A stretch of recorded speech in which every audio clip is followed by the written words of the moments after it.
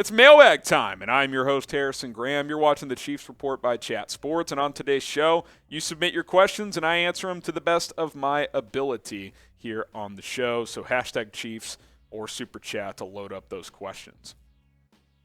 Do want to shout out Elizabeth Reed for sending in this Super Chat, as this is a good question here. What are your thoughts on these close wins against subpar teams like Denver and Houston? Cause for concern with the Chiefs playing down to their competition? Could be a little bit of both. I said that, I think this team at times has trouble focusing. I do think one of the more overused phrases in football is you got to put together a perfect 60 minutes. That doesn't happen. You're not going to play a perfect four-quarter game. But the Chiefs are pretty good at playing like 2.5 good quarters. Like they need to play better for longer stretches of time. But we do know about this. As much as we're spoiled watching this team every week, over the years, they do kind of mess around with bad teams. I mean, they lost the Colts for crying out loud.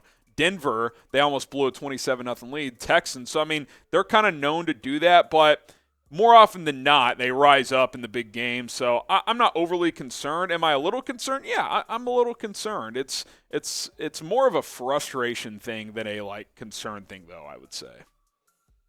From Terry Singleton, do you think they are taking their time on Toney? They didn't do much with him.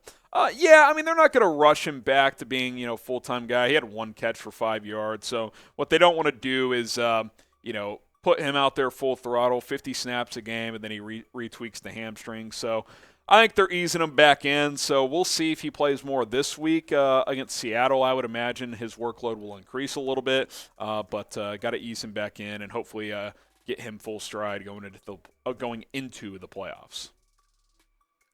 From Davis Mills Neck. Is Odell Beckham Jr. going to sign with the team this year? Well, he's not going to sign with the Houston Texans. We know that.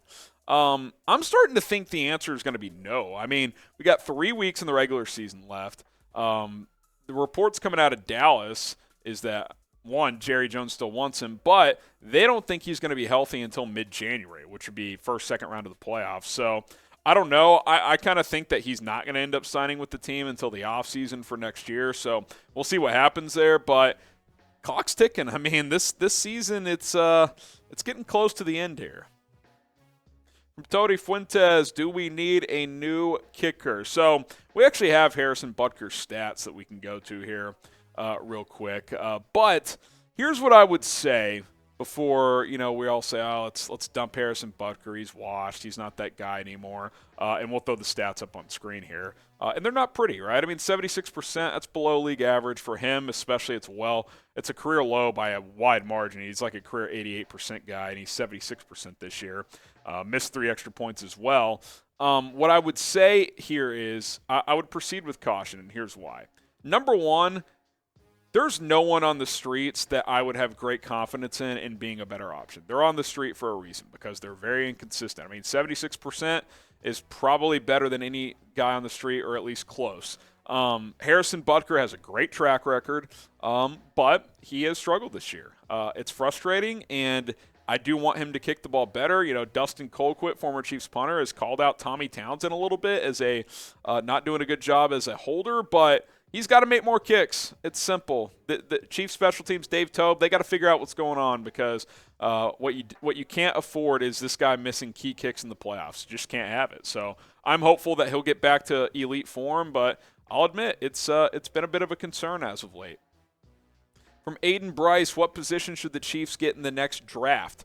I think receiver is going to be a position to get an explosive playmaker, potentially depending on what happens with Juju this offseason, if you bring him back or not. But even if you do, I would like to add another piece there, potentially a corner if you want to get another player in your secondary. Safety could be a spot to watch as Justin Reed hasn't played that well. Juan Thornhill is a free agent, so we'll monitor that situation as well. Pass rushers, need more pass rushers.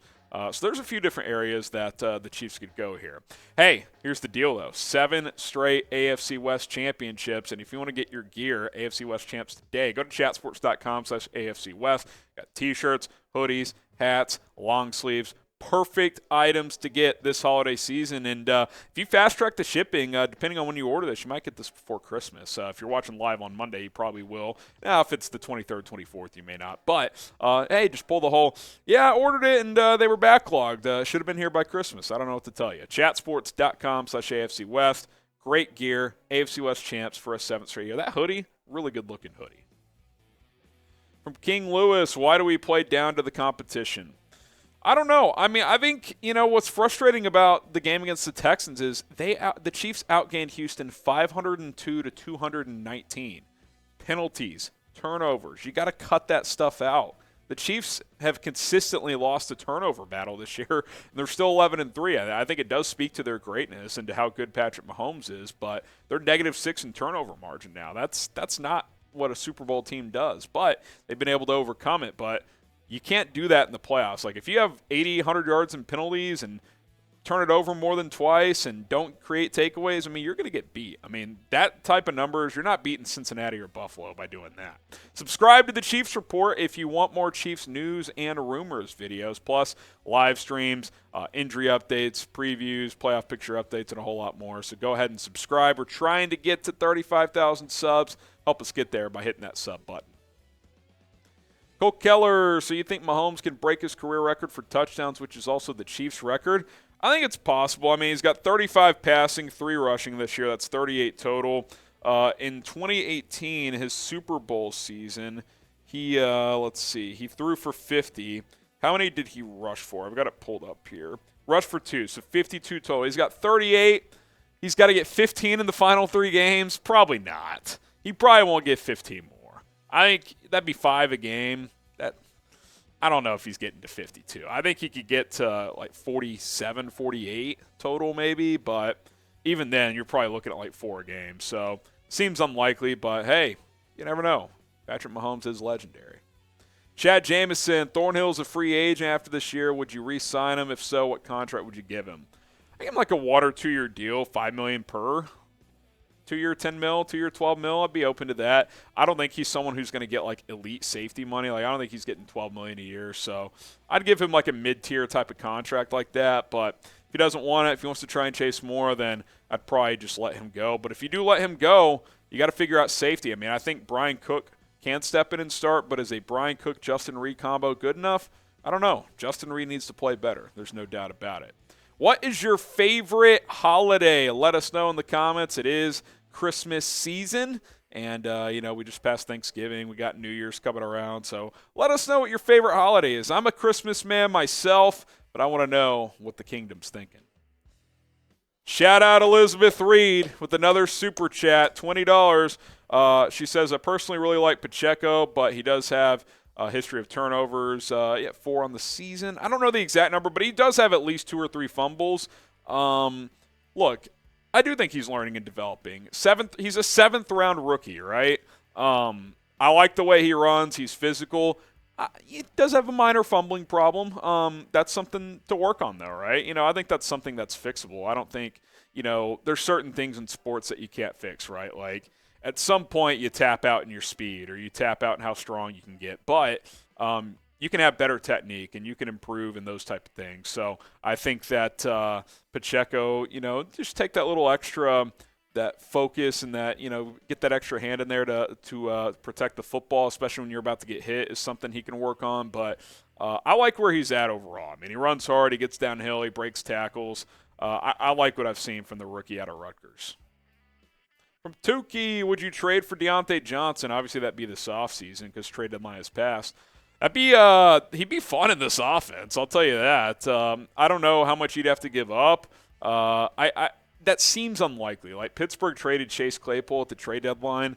To me, to move forward with Johnson and George Pickens as their top 2 guys, I don't think they'll also trade Diontae Johnson unless he demands a trade or something like that. So would I be open to it? Yeah, maybe like a 2nd-round pick, but I don't think that the Steelers would trade him. Now, you can follow me on social media. It's at HGramNFL on Twitter and at HGramNFL on Instagram. If you didn't get to your questions, send me a DM and we will answer as many as we can. At HGramNFL on Twitter and on Instagram. You can give me a follow and slide in the DMs right there.